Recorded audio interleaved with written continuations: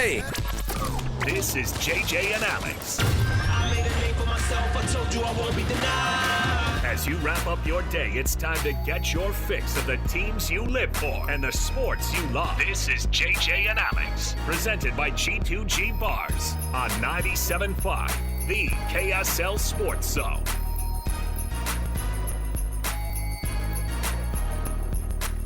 Happy Thursday. Welcome on into the program. JJ and Alex, 97.5, the KSL Sports Zone.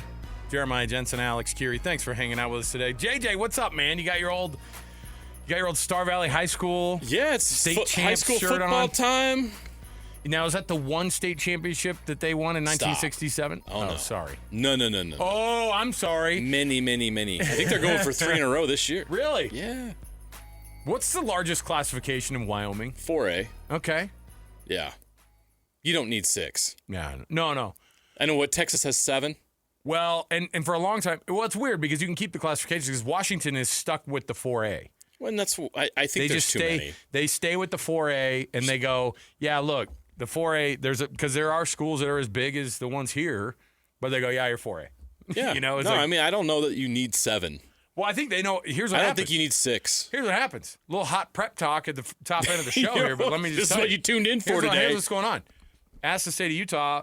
They got to reclassify people all the time. Why? Because we're adding new high schools every year. 2 years they have to and redo it. You got to reclassify guys all the time. So you got people going 6A to 5A, 5A to 6A, et cetera, et cetera. And just keep everybody at 4A. Everybody's 4A. That's what we need to do. Go back to an all-state championship model. Let's get a true state championship. Let's get the Hoosiers guys back in here. You're going to make Milford's 8-man football team play against Corner Canyon for the state title? You got nothing. You got nothing, Milford. And start talking trash to Beaver High School. Yeah, there you go. South Summit versus West High School. You're like, wow. Holy cow. Bring out the body bags. You know what? South Summit could hang. I bet they could. Bruce Mitchell at BYU went to South Summit. I bet there's that video floating around of all those kids. I think it was the 2A like preseason media stuff. Have you seen it? No. Oh my gosh, we got to play it. It's a supercut of all these kids just like saying stuff about themselves. One kid's like, "Yeah, I'm a 3-time employee of the month at the drive-in theater where I live." They say little bits of pieces, and they're all like 2A and 3A high schools here in the city of Utah. I'm gonna send it to you because we got to pull it. These kids are hilarious. 2A high school kids are funny. All right, that's what you got to have it. That's like the having a great personality when you're not so good looking in high school. You know? Yeah. I'm just saying the 2A school, they got to do a little extra to get some attention. You know what I mean? Like, hey. Sure. And that's what you end up getting out of those building guys, that college resume there. Oh, yeah. Hey, our show is brought to you by G2G Bars. All natural ingredients and no preservatives make the G2G Bar the perfect protein bar. Give it a shot today. Costco, Holiday Oil, Maverick, Associated Foods, and many other retailers in the refrigerated section. Give it a shot. Let's kick off the program as we always do. Hey, nothing like a little bit of preseason predictions. I love this. I can't get enough. Here's the thing. When Lunardi puts out a bracket for college basketball, I'm like, this is so early. Give it to me. You know what I mean? Like, I love. You read it. You look for your favorite team. I know. You're like, this is so dumb. Why is Lunardi doing the day after the college basketball, the NCAA tournament's over, national champion is like barely getting crowned. Those kids are just waking up from their hangover, and they're like, anyway, I've got my Lunardi first bracketology here, and you go, geez, that's a little early, but you have to click on it. Well, right now, the version of that in college football, a little bit like that with the AP poll that came out this week, right? Yeah. We go, oh, that's stupid. That's too early. Gimme, right? But we talk about it, which is the whole point. I know. The more absurd one is this one. This is where we're going to kick things off here with the cut. It's the bowl projections for for this season. I love it. It's never too early, so let's kick it off right here. It's time for the biggest story of the day. This is what made the cut with JJ and Alex on 97.5, the KSL Sports Zone.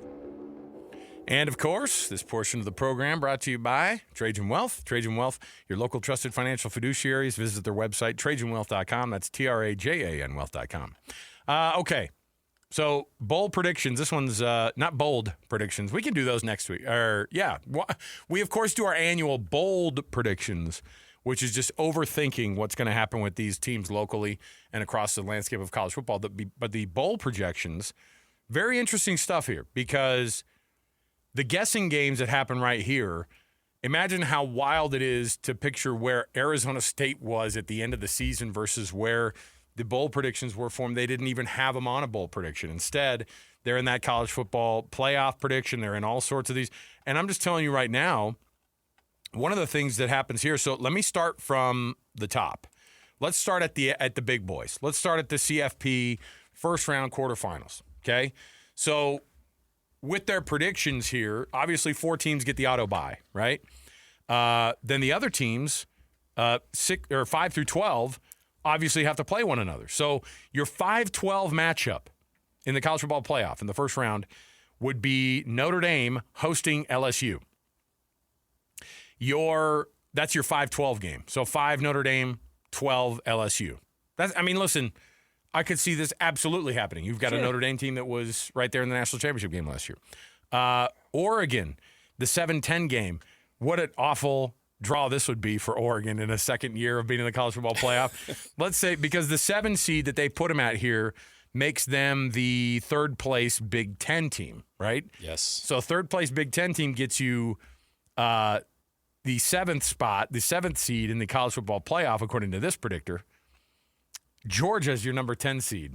Like, sneaking in, that's a team. Georgia could sneak, depending on where they're at, they could sneak all the way up to the national championship game and do kind of a run that Ohio State had, right? Why not? So this is where it starts to get interesting. This is where it gets fluid.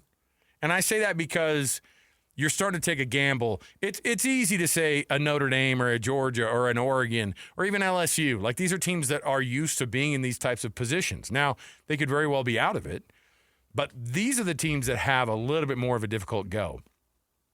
The number 8 seeded Miami Hurricanes hosting in the first round you ready for this? This is your Big 12 champion, Texas Tech Red Raiders. What do you think, JJ? That's the first one we've seen with Texas Tech penciled in as a college football playoff.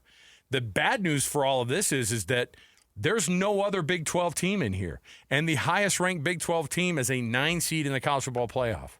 That's kind of bad news for the Big 12 if something goes this way. But, of course, it could break this way because the Big 12 is a mess of a bunch of teams that are pretty talented, but nobody who's a superstar, it seems like. Yeah, that's just how it's probably going to end up being, which sucks because I think the Big 12 has so much parity that the chances of 2 teams getting into the playoff are slim, not because they're not worthy, but because they're going to take 2 or 3 losses in conference play. It happened last year, right? So I see how this could play out, and it would suck. And Texas Tech, you and I both agree, we feel like Texas Tech is a team that could win this conference. But you could put who else in there? You could put TCU. I don't know. You could put Baylor. You could put Utah. There's 8 teams that can win the Big 12, in my opinion. You could easily BYU and Utah can both win the Big 12. You could put both BYU and Utah could make the playoff. Everybody's been penciling in Kansas State to do something over the past few years, and they keep coming up short. But maybe this is Avery Johnson's year, right? All right. So you could pencil in a lot of these Big 12 teams. The real bummer on this is that's how this could shake out very easily because the Big 12 is too competitive and not talented enough at the top end. I mean, that's the very truth of it. And that's not the talent like, oh, they don't have any guys. What I'm saying is there's a lot of P4 talent floating around in that league, and the parity actually doesn't help you at all. Yeah. So we're using this to drive a conversation about what could happen, what possibly could play out in this CBS prediction. But it shows you just how it could, and the way that it could break down conference-wise is, the SEC could have 4 teams in the playoff. The Big Ten in this scenario it's top-heavy. Penn State, Ohio State, Oregon, and did one more sneak in there that I'm not seeing? No. It's 3 teams from the Big Ten. And I think the Big Ten would be furious about that. Well, and you know what? Because there's probably like an Illinois, like last year was Indiana that got in. For sure. Fourth. There's a team that could sneak in there, but there's 2 from the ACC. Right. Which could have very well happened last year, too. I mean, it did happen last year. You had Clemson and SMU, but SMU, you felt like it was a little bit early, right? They kind of had no business being in the college football playoff. BYU was better than SMU, but SMU was in the playoff. It's hard to look at that comp and say, why did they do that again? But it happened. The ACC got 2 teams in the first year of the 12-team playoff, and I think the ACC is top-heavy again. And as they have the scenario here, Clemson being really good this year, probably winning the conference and cruising to, I don't know that Clemson loses a game. If they win that opener, I don't think they lose the entire season and into the championship game of their conference. And then you see like a team like Miami could sneak in there just simply because the ACC is dog water. It is. Outside of the top 2 or 3 teams in that conference, it is garbage. And so you look at the schedules of a Clemson and a Miami, and you're like, yeah, why would 2 teams get in? Well, you look at their schedule like, okay, I see it, because Miami could be 11-1 going into that ACC championship game. And if they lose to Clemson, how do you keep them out?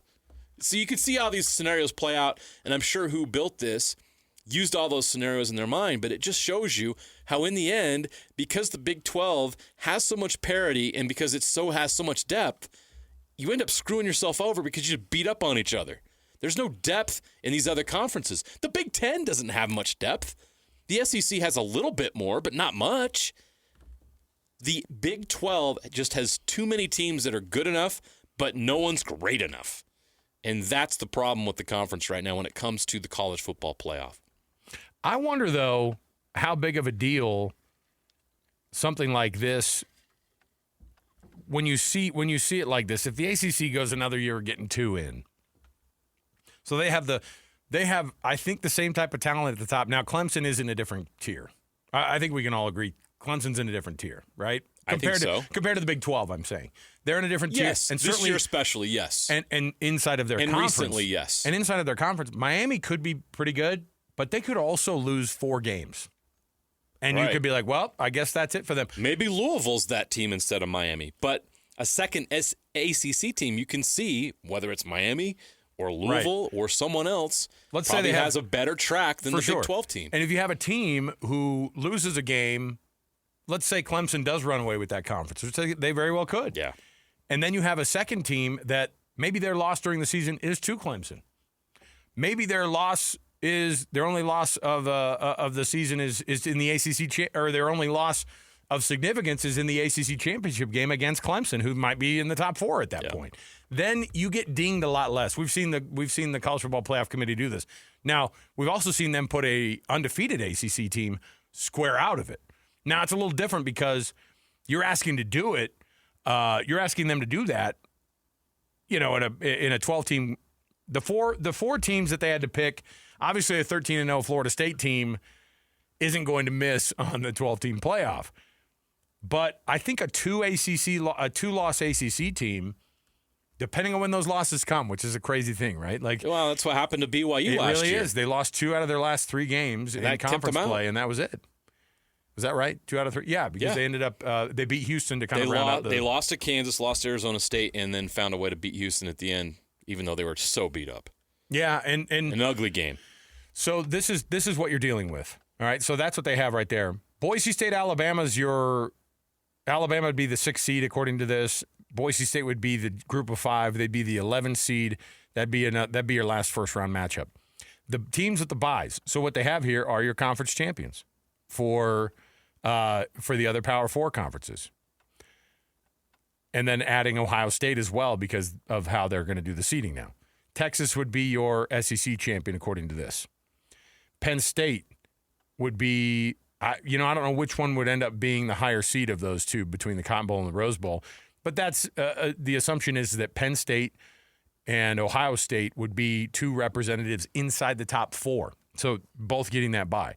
And then Clemson from the ACC and the Orange Bowl. So those are the college football playoff versions of that. Now, this next part I have to preface by telling you and reminding you that the Big 12 and the Pac-12 still have bowl matchups that they have to fulfill for the last year for the contract stuff. Yep. And just like BYU played Colorado, a Big 12 opponent, they were technically a Pac-12 add to that bowl game last year. That's important to note because both BYU and Utah, in the bowls that they're getting in, according to this bowl projection, have them playing in games. In BYU's case, the Alamo Bowl, different version. This is the alt version of last year's Alamo Bowl, of course. BYU in the Alamo Bowl. And I love this prediction because here's the reality. This is what everybody would want. BYU versus Arizona State. Give me that. Come on. I want that. I mean, you'll take a college football playoff quarterfinal game And over this. This is the assumption that, this BYU is would maybe be like BYU or Arizona State lost. Losing in the Big 12 championship game. Yes. And then it's basically second versus third from the conference. But because of, like you said, the Big 12, Pac-12 thing, you would finally get that rematch that I think both sides would really want. I love it. And, I mean, think about it. Think about like the Royal Purple Las Vegas Bowl 2015. It was 2015. Yeah. BYU and Utah facing off, despite the fact that neither one of those coaches wanted that game that year. ESPN goes, settle down. We've got something we got to do here. And I remember the walk up to that. I was doing the pre and post game shows, and I remember being like, what if that happened? And we were all like, that's stupid. And then at some point you go, ESPN owns that bowl. ESPN loves ratings.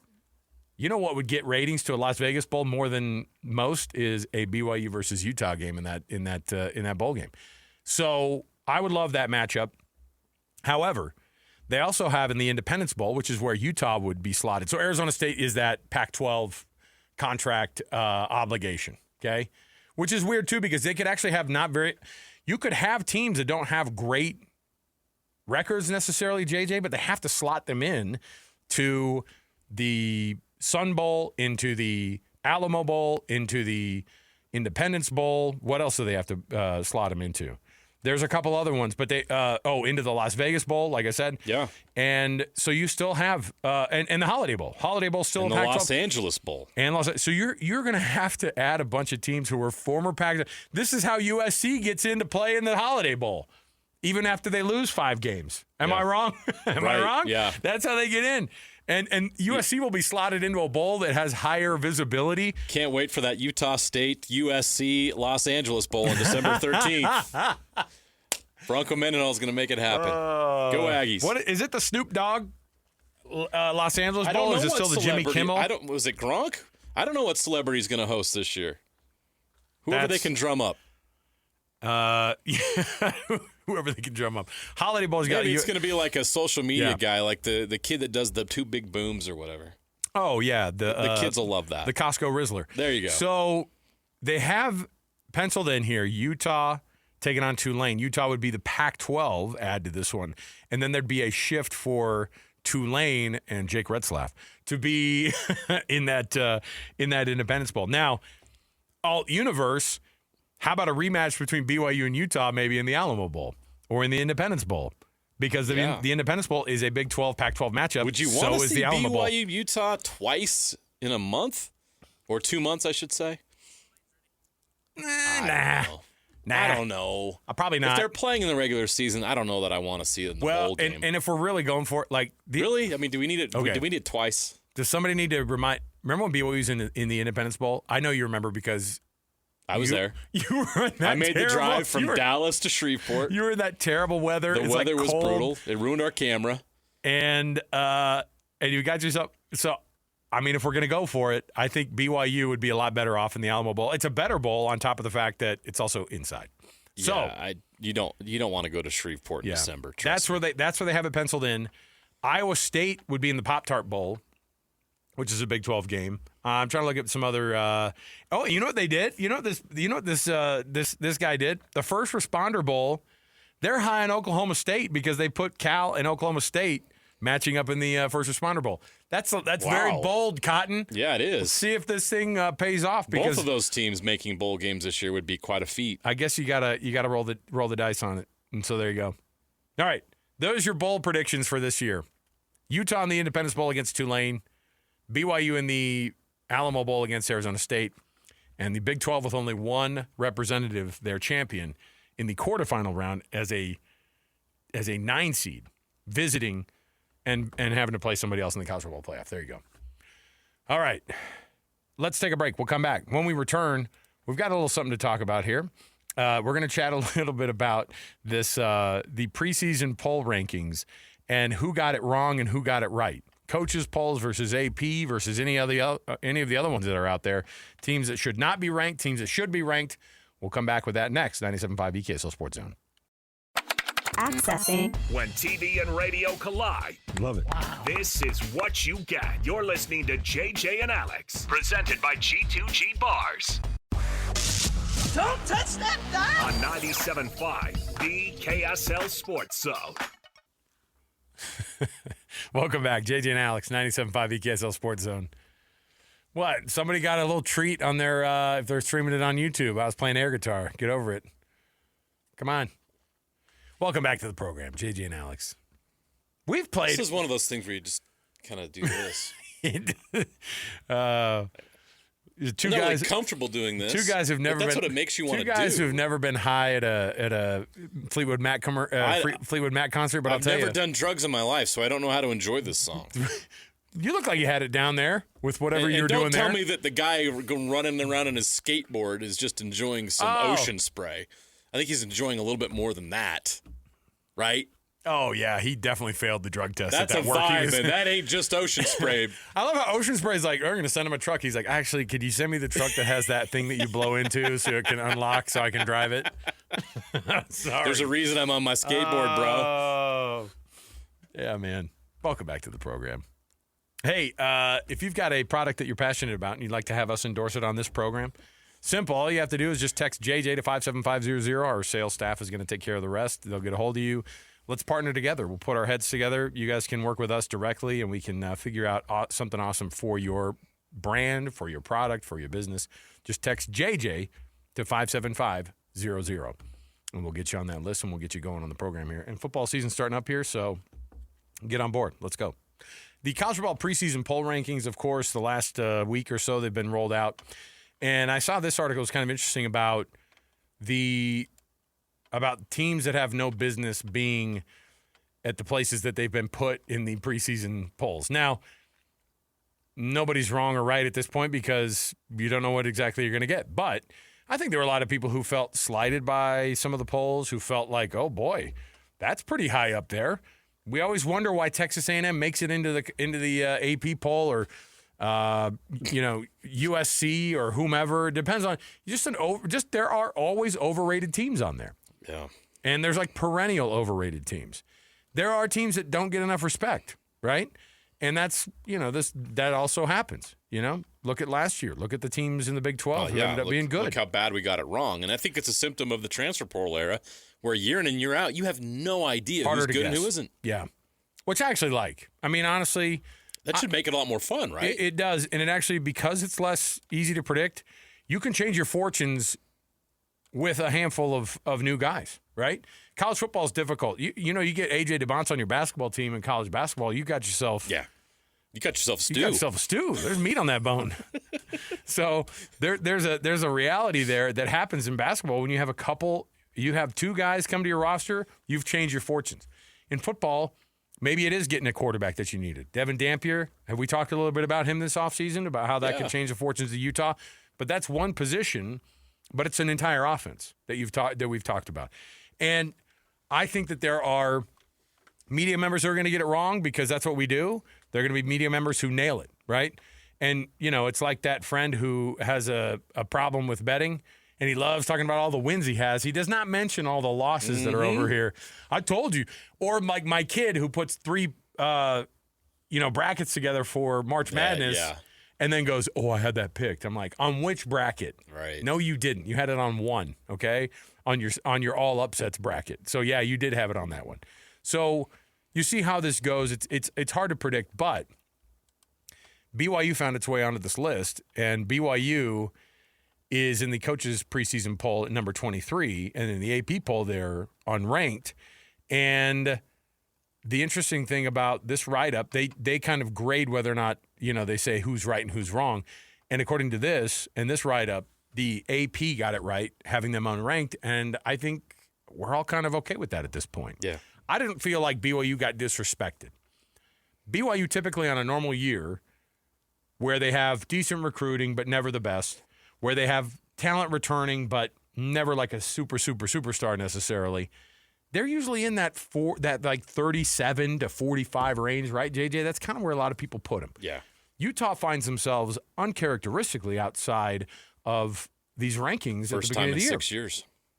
But they're right on the cusp. which I think is still a measure of respect that they still get. They got all these votes still because people go, I don't want to count Kyle Whittingham out of this thing.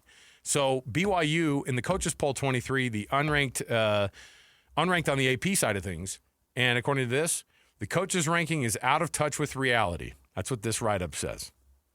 Jake Retzlaff transferred to Tulane this summer rather than face an honor code suspension at BYU. Given that late roster twist, a different Big 12 team, Baylor, would be a better choice for the rankings. I like that they do that. They go, hey, BYU's number 23 in the coaches poll. Let's replace them with somebody else in the Big 12 who, frankly, you could say. And I think TCU is not in the coaches poll.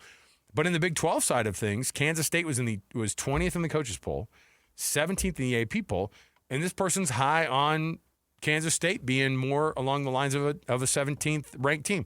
If they're 17th ranked, JJ, at the end of the season or close to the end of the season, they're going to be on the cusp of possibly that's a team who will have an argument for maybe getting into the college football playoff. They'll certainly maybe be in the mix for a Big 12 championship game appearance. Yes. And I think Chris Kleiman is a phenomenal coach. They won 9 games last year, and people forgot about him because they were like, ew, you didn't win 10? We've been waiting. Underperformed. They won a Big 12 championship, 3 years ago? Yes. The year that TCU went to the national championship game, Kansas State beat them in the Big 12 title game. Yes. And so I think that people look at that team and they know what they typically deliver. Kansas State has Utah vibes, which is you can come back the next year and feel like you're going to get a very, very good performance because there's a standard at that program.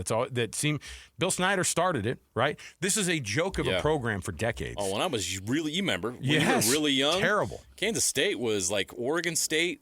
Nobody talked about them. They were terrible. One coach changed everything. Bill Snyder, and even Bill Snyder, it took a while, right? Yeah. They started getting going, and then they established a standard. They had a program, what they were known for, right? The signature of what they did, which was what? Same thing, like I said, very similar to Utah. Hard-nosed, always have good offensive line, crazy defenders. In Kansas State's case, they're like, we got a fullback, and that was what got them through. The Kansas schools used to be the joke in the Big 8. They were always at the bottom. And then they changed things. And only recently has Kansas even become part of that conversation without being laughed at a little bit. Clemson they have at being high on this list, being number 4 in the AP underrated poll. Underrated coaches. in the coaches poll, right on with the AP poll according to this. Florida, lots of work to go still. They have them 17th in the coaches poll. The coaches poll, according to this, they have them right. I'm trying to think. So I don't know what to think about teams like Tennessee and Mississippi. You know what I mean? Those are two teams that are. I have no idea what they're going to do at quarterback at Tennessee. I think Ole Miss is breaking in a new one that looks pretty talented, but still, you have if BYU is going to take, and this is a fair point. If BYU is going to take a 10+ hit in spots in the rankings because Jake Retzlaff is gone, why aren't you doing the same for Tennessee and Ole Miss? So why are they getting the benefit of the doubt? I think you know the answer to that. I do, but I want to say it out loud. It's the SEC means bias. More. It just means more, right? Baloney. So you had those programs. If BYU is going to take a backseat, those programs are going to have the same impact. So the SEC, the very middle of the SEC, eats its own like that. So where the Big 12 is, kind of across the conference, the SEC is in the middle of that, right? Because Ole Miss last year had one of the best years they've ever had. They finished 1, 2, 3, 4, 5th. Okay, behind Missouri, behind Tennessee. If I was to ask you, hey, where did Ole Miss finish ahead of Mizzou and Tennessee? The answer is no. Now they all tied with the same. Well, Tennessee had more wins in conference, but they all tied with 10-3 records. But Tennessee had the tie break. Missouri had the tie break over Ole Miss. Alabama was behind all of them. LSU was ranked 7th. South Carolina, who we liked a lot, 9 wins, but they were the 8th ranked team in the SEC. So the SEC is a mess in the middle. Okay. Yeah. It's easy to make fun of Arkansas and Vanderbilt and even Oklahoma. Isn't that funny? Which, like Oklahoma, by the way, how are they in the top 25? That's another team that just finds their way there. 6-7 last year. I know that Mateer's coming in, but Utah has the same case as Oklahoma, right? Yeah. Oh, it's almost identical. Two teams that underperformed last year, lost 7 games for whatever reason. 100%. But one has a much, much, much better coach than the other. Why aren't you trusting Utah more than Oklahoma? Well, it just means more. Same thing. They're almost looking in the mirror. And Utah's not in either poll. You know what's crazy is Auburn finished 2-6 in conference last year in the SEC and 5-7 overall. Yeah. And they're going to be worse this year. And yet people still, are people fooled by Hugh Freeze or what? This guy is tricking Used people. car salesman. This guy is absolutely a fraud. Yep. So, all right, let's take a break. So, whether or not BYU is, here's the thing about Utah: they're not ranked in either one of those, but they're on the cusp. I think a lot of coaches give them a ton of respect. They know what they get out of Kyle Whittingham. If they were going to find themselves in a preseason poll, probably was going to be a coaches poll. BYU, I think, gets a lot of that same type of credit. I think coaches see Kalani and they go, if there's a difference between a team who's on the edge, and then they look at the coach and they go, that guy's good. I like that guy. We have a lot. They both get a ton of respect across their conference and across the country. It's pretty hard to deny that those guys' reputation is pretty set. So, all right, we'll take a break. We'll come back. When we do, we've got ourselves a Would You Rather right around the corner. So stay here with us, 97.5, the KSL Sports Zone. You patiently waited and waited and waited. And now it's here. It's college football season. As the Cougars, Utes, and Aggies get ready for the upcoming season, nobody will bring you better coverage of the teams you can't live without than the KSL Sports Zone. With daily updates from camps and interviews with all the coaches and players, your home for the best coverage of college football is on air, online, and on the KSL Sports app. This is 97.5, the KSL Sports Zone. Listen, everybody. Real-life hypotheticals to get your brain churning. As JJ and Alex ask, would you rather?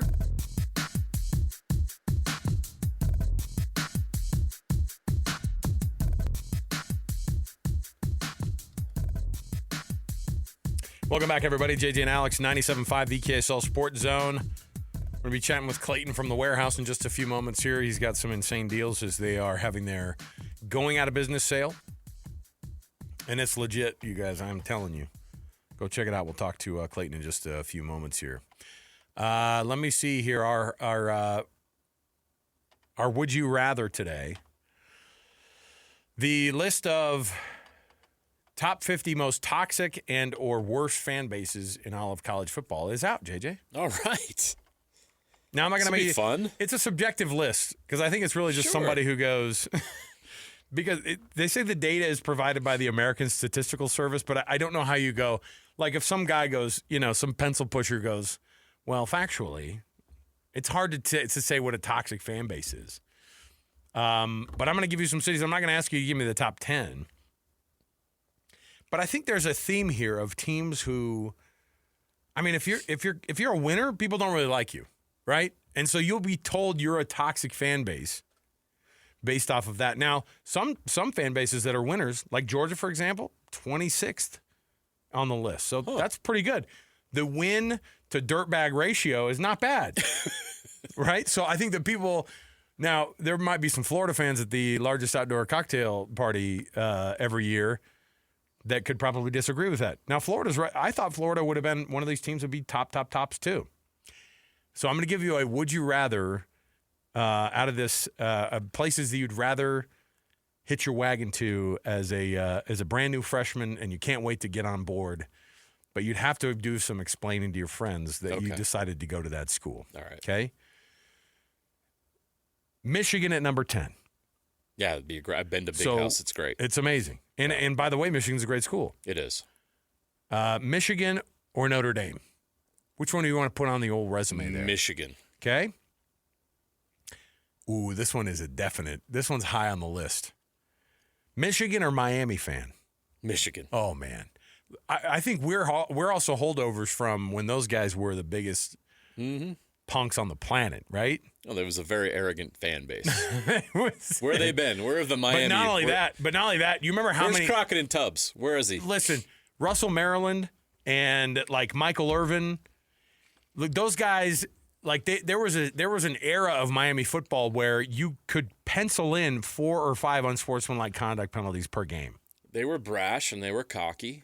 And they backed it up in a lot of cases. And that's why, when BYU beat them in 1990, I think it wasn't just BYU fans that enjoyed that. All right, I'm going to make you get away from Michigan. I'm going to make you choose Sophie's choice of terrible places. Ooh. Miami or Florida State? I would probably hitch my wagon to the Seminoles. Okay. Coral Gables is nice, though. Oh, and I mean, don't get me wrong. I'd rather live in Coral Gables than Tallahassee. Okay, how about this one? Oh, I don't know why these guys are catching strays, but apparently they're number 6 on the list. Florida State or Liberty? Poor Bibberty. Oh, I know why they're catching strays. Why? Well, you got to go do some Google searching on the guy that established the school. Jerry Falwell? There's dirt there. Okay. There's a lot of stuff to unpack there we don't have time for. But in terms of why. But like religious pretension, a hypocritical religious right. leader. Oh yeah. But I'm saying like in general, like BYU's 40th on this list. I think that it's because they hand out that ice cream. People who've been to the stadium, they're like, anybody I like that's those been, guys. all the fans, all the Big 12 fans coming to BYU are like, they gave us free ice cream. I want to hate these guys, and I can't. They get into the Southern people's hearts. I get why BYU's 40th, because you're not, I guess why Utah fans want them number 1, but if you're Iowa State, you're like, oh, these people really treat us with respect. People show up to pro and they go, BYU sucks, man. They go, Iowa State comes in there, beats them by 3 touchdowns, and I then respect walks your out with opinion. some free ice cream. I respect your opinion. Would you care for a mint brownie from BYU catering services? We have refreshments. They've been blessed. They will strengthen your body. They will. Texas, number 5 on the list. So Liberty or Texas? Texas is, I would rather hitch it to Texas than Liberty. I agree. But I get the hatred for Texas. Man, Texas. Everybody hates Texas. There's not a more arrogant athletic department in the country. I really don't think there is. However, not to be outdone, I think that Texas or LSU, that's a tough pick right there. Oh, I'd much rather go LSU. I love Baton Rouge. The whole LSU thing was fun. It was a good vibe. I would totally hitch to. I would rather go to LSU than Texas. So I remember my brother played a game at Death Valley. So there's 2 Death Valleys, right? You got LSU and Clemson. And Clemson. And LSU's was the scariest place, right? And hot. Oh my gosh, playing games in September. And I said, what was the place that was like, well, it was cool to go to? And he played at both places. He played at Clemson and at LSU. They had away games where they did both. And he goes, we're running out of the tunnel. By the way, we were 4 touchdown dogs in that game. And we're running out of the tunnel, and I thought that it was like ticker tape or something coming down or rain. They were being spat on as they're running on the field, and this is the Utah freaking Miners. My gosh. He's like, I'm getting spit on by a bunch of people, and I don't know if it was like a tradition or something, but there we were getting all spat on. He should just be grateful it wasn't urine. LSU or Alabama? Ugh. LSU. Yeah. LSU or Auburn? LSU. LSU or Ohio State? LSU. Ohio State, the number 1 toxic fan base in all of college football. So there you go. Yeah, like I said, BYU on the list at 40. Utah not on the list of dirtbag fans. So congratulations. The 1% commenters on X, would disagree. Or people who see those comments. Twitter's not real. That's just not. That's exactly right. We'll come right back. We got more to go around the corner. Stay with us, 97.5 the KSL Sports Zone.